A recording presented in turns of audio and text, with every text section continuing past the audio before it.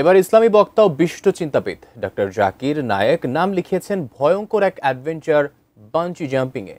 একটি ভিডিওতে দেখা গেছে তিনি প্রায় 430 ফুট বা প্রায় 45 তলা ভবনের সমান উচ্চতা থেকে ঝাঁপ দেন।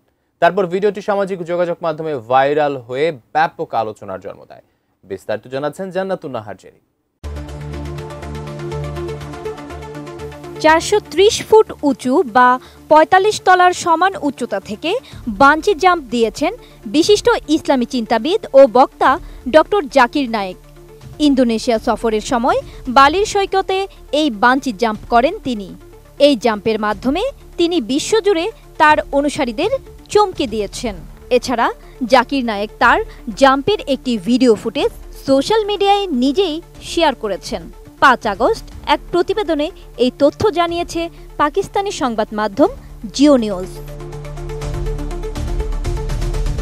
প্রতিবেদনে বলা হয়, ডক্টর জাকির নায়েকের বয়স 59 বছর। ধর্মীয় বক্তৃতা ও জনসম্মুখে বিতর্কে অংশ নেওয়ার জন্য তিনি পরিচিত হলেও সম্প্রতি অ্যাডভেঞ্চারাস কর্মকাণ্ডেও সরব হয়ে উঠেছেন। তার অফিসিয়াল এক্স বা সাবেক টুইটার অ্যাকাউন্টে প্রকাশিত ভিডিওতে দেখা যায় বালির একটি প্ল্যাটফর্ম থেকে বাঞ্জি দড়ি বেঁধে নিচে লাফিয়ে পড়েছেন তিনি।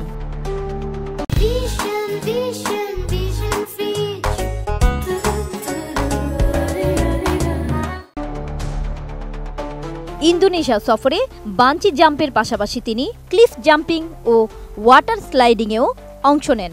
ভিডিওতে এসব অ্যাডভেঞ্চার স্পোর্টসে তাকে উৎসাহ ও আনন্দের সঙ্গে অংশ নিতে দেখা যায়।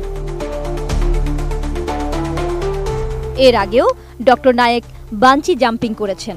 2024 সালে উগান্ডা সফরে 165 ফুট উঁচু স্থান থেকে লাফিয়ে পড়ার একটি ভিডিও ভাইরাল হয় তখন। ধর্মীয় অঙ্গনের বাইরেও নতুন অভিজ্ঞতার খোঁজে থাকা ডক্টর জাকির নায়েকের এমন পদক্ষেপে তার অনুসারী বিস্মিত ও অনুপ্রাণিত হয়েছেন। জিও নিউজের প্রতিবেদন থেকে জানা যায়, গত বছর ডক্টর জাকির নায়েক পাকিস্তান সফর করেন এবং দেশটিতে তাকে উচ্চ পর্যায়ের প্রোটোকল ও নিরাপত্তার মধ্যে স্বাগত জানানো হয়।